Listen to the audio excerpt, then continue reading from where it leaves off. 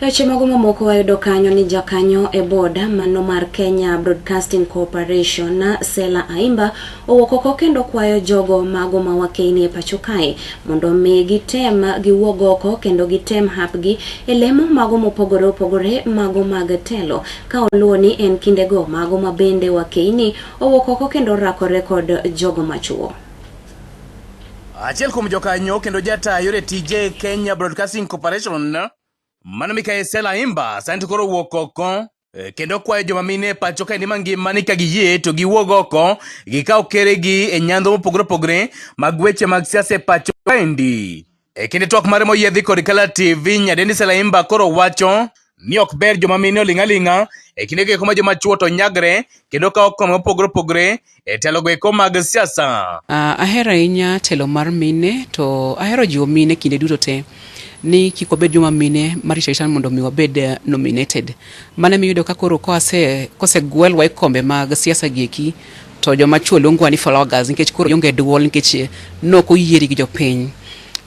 Pod mine yudo ka gin underrepresented politics, to ntiere that gatekeeping ma yudo ka joma chuo keto spaces mag politics ma chuo pod feel ni political space en mar joma chuo monego bed ni wene joma chuo, and wan joma mine our space is in the kitchen. Kora kwa joma mine mondo giwuog oko kochopo 2027 ka mon dhi laro kombe mag siasa to walar kombe mag siasa marom kod joma chuo goeko. Ka bende Mikael Sela koro ne osiemo wang'o je pacho kaendi kowacho ni kigiyie ti kod gimarach kod josiasa ahinya to josiasa go eko mamoko mabende nitie kod paro mopogore kodgi. Gima medo wa kwa Nyasaye ni ojende oyud gima nyalo timo mondo mi gibed modich ma ng'ato kik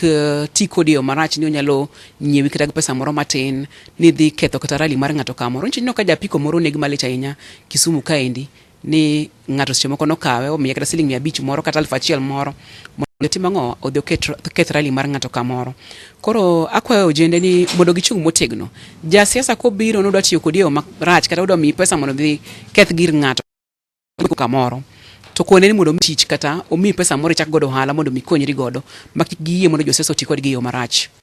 Ka bende oyango ni giseneno ng'eny kuom dongruoge go eko mabedo osetim kod piny owacho mamalo hotelie kod migosi William Samoei Ruto kosiero okwayo oganda jokanyanam ni ka giyie to gidhi nyime kod siro migosi William Ruto. Wameda sire chenro mag dongruok nikech kinoko kanyo ibedo ka nitiere affordable housing mapod dhi mbele, nitiere chenro mag gero nderni moko bedo tarmacked to moko bedo upgraded, nitiere chenro mag loso kuonde thieth, nitiere chenro mag loso pewni mag tuke to kod chirni manyasani. Koro medo mana jiwo jopiny ni mondo mi omed sire e chenro mag dongruok mokelonwa Luo Nyanza kaendi. Ka bende kinde gi ekima bende koth chwe pacho kaendi kod gwenge gi ekima Kaluo, nyadendi Sela koro kwayo governors ni ka giyie to giketo kenge mabende ginyalo thiro godo midhiero gi eki mabende oganda yudo e kuonde ma giwuoke. Kako jotelo ka en governor awache ni for instance pi matero ji Nyando to kod Nyamasaria mano nitiere under Kisumu County Government manie bwo Professor Anyang' Nyong'o. Ka koth pok ochako nego bed ni gitimo ga desilting mondo rank kuonde go eko ma inyalo goye mtaro ma pigno nyalo kalo ka koth pok ochako. Koro akwayo ni mondo giwuog oko kaka jotendwa mondo gikony jopiny ma pi tero kata pi daro ka koth pok ochako nego oganda wa. Kala TV kwa Kisumu County and Justice